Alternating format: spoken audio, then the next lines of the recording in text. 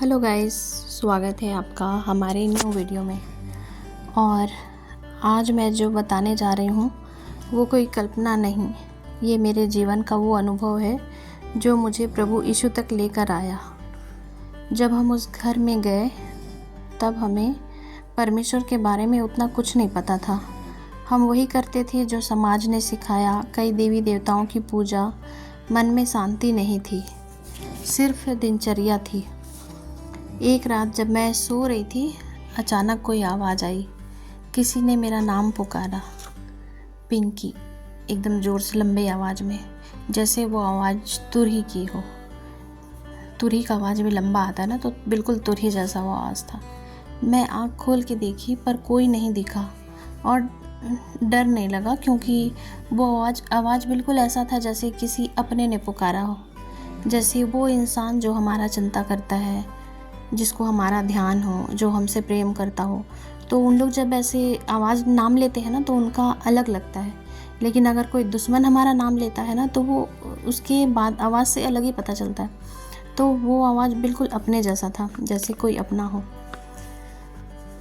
और उसमें डर बिल्कुल नहीं लगा मेरे को। रात में फिर से सोई, फिर से वही आवाज़ आई। फिर मैं उठ के बैठ गई और इधर उधर देखी पर मेरे को कोई दिखा नहीं, और ऐसे लगा जैसे कोई मेरे को बुला रहा है। और उसके बाद फिर मैं सो गई। उस रात के बाद मैंने परमेश्वर से एक सवाल किया, हे प्रभु, मैं किसे मानूं?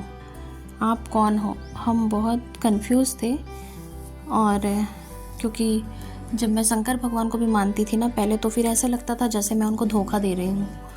तो इसीलिए मैं बहुत परेशान हो रही थी अंदर अंदर। तो मेरे को पता नहीं चल रहा था मैं क्या करूँ। तो फिर मैं उस दिन परमेश्वर से एकदम मन से पूछी थी कि हम लोग किसको माने। और फिर उस रात एक सपना आया। मेरे सामने एक और शंकर भगवान खड़े थे। वो बोले, मैं तुझे सब कुछ दूंगा जो तू चाहेगी। दूसरी ओर थे प्रभु यीशु मसीह। उन्होंने कुछ नहीं कहा, बस मुझे देखा। उनकी आंखों में इतना प्रेम था कि मैं खींचती चली गई। आज भी वो आंखें मुझे याद है, निर्दोष, शांत, पवित्र, प्रेम से भरी हुई।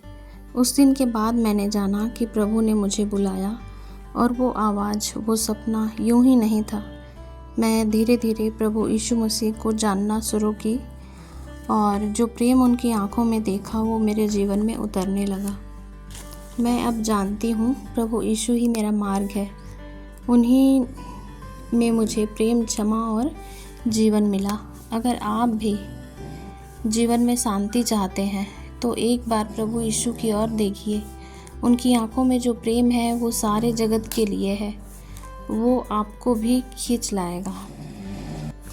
इन सब के बाद भी ना बहुत कुछ ऐसा होता रहा उस समय। और क्योंकि उस टाइम हमारे पास मतलब कोई वो नहीं थे ना, सेवक नहीं थे, क्योंकि अपन लोग कहीं पे वो आराधना करने जाते नहीं थे, क्योंकि वो गांव था और वहाँ पे कोई आराधनालय नहीं था उस समय।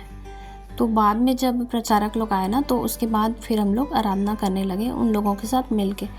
तो उस बीच में ना और भी बहुत सारा चीज़ हुआ। और उस समय जब भी हम लोग सोते थे या आँख बंद करते थे ना, ऐसे लगता था जैसे हमारे सामने, आँखों के सामने ना क्रूस ऐसे झूल रहा है। तो भले उस टाइम हम लोग को परमेश्वर का वचन सुनाने वाला कोई नहीं था, और हमारे पास बाइबल भी नहीं था, और शायद एक पुराना नया नियम वाला एक छोटा सा था, तो उसको हम लोग हमेशा पढ़ते थे। और तो फिर ना एकदम ऐसा लगता था। और कई बार तो मैं और मम्मी ना एकदम एक ही सपना देखते थे वो परमेश्वर के बारे में। एक बार मम्मी भी वही सपना देखी और मैं भी वही सपना। एक आदमी था, वो अपना क्रूस उठाया हुआ था अपने पीठ के ऊपर, और वो ले जा के ना हमारे सामने ऐसे रख दिया क्रूस को, और बोला। फिर हम लोग ना डरने लगे, क्योंकि वो एकदम भयानक दिख रहा था, खतरनाक टाइप का। तो फिर हम लोग एकदम डर गए कि, मतलब सपना देख रहे थे ऐसे वाला हम लोग। तो ना हम लोग एकदम डर गए थे कि पता नहीं ये हम लोग को कुछ नुकसान पहुंचाएगा। लेकिन वो हम लोग की तरफ ऐसे पीछे पलट के देखिए और हम लोग को बोले, डरो मत, मैं हूँ। तो उस समय भी हम लोग को, फिर हम लोग बाद में उसका मतलब समझ में आया कि परमेश्वर चाहते थे कि हम लोग उनके पीछे चलें, उनके पीछे आएँ और उनका क्रूस उठाएं, जैसे वचन में भी लिखा है ना कि मेरा क्रूस उठाओ। तो ठीक है गाइस, आज के लिए बस इतना ही, और फिर हम मिलते हैं कल एक न्यू वीडियो के साथ। और तब तक अपना ध्यान रखिए, खुश रहिए। और अगर वीडियो पसंद आए ना तो लाइक, शेयर और सब्सक्राइब ज़रूर करना, और शेयर तो ज़रूर करना। हंसते रहिए, मुस्कुराते रहिए, नाचते रहिए, गाते रहिए, और सच्चे परमेश्वर को भी ढूंढते रहिए। और बाइबल का हर वचन को पढ़ते रहिए, गाना गाते रहिए।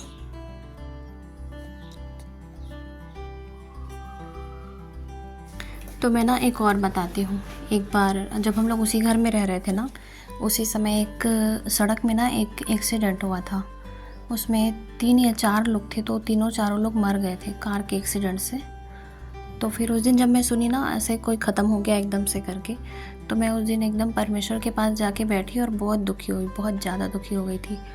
और बस परमेश्वर को ना एकदम बोले जा रही थी। उस समय मैं परमेश्वर को उतना अच्छा से तो जानती नहीं थी, और बस एकदम उनको बोले जा रही हूँ, मतलब बोल रही थी कि आप ऐसे कैसे कर सकते हो, आप बचाए क्यों नहीं, आप ऐसे क्यों किए, आप वैसे क्यों किए।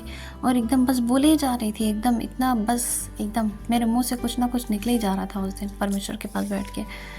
और मैं इतना भी नहीं सोची कि मैं किस परमेश्वर के सामने बोल रही हूँ जो पूरी दुनिया को बनाने वाले हैं। रेडी हो गया है। तो परमेश्वर क्या किए, मैं जितना देर बोली ना वो बस चुपचाप मेरे सामने आके, मेरे को एकदम लग रहा था कि मेरे सामने वो बैठे हैं, तो मेरे सामने आके ना बैठ के चुपचाप वो सुने।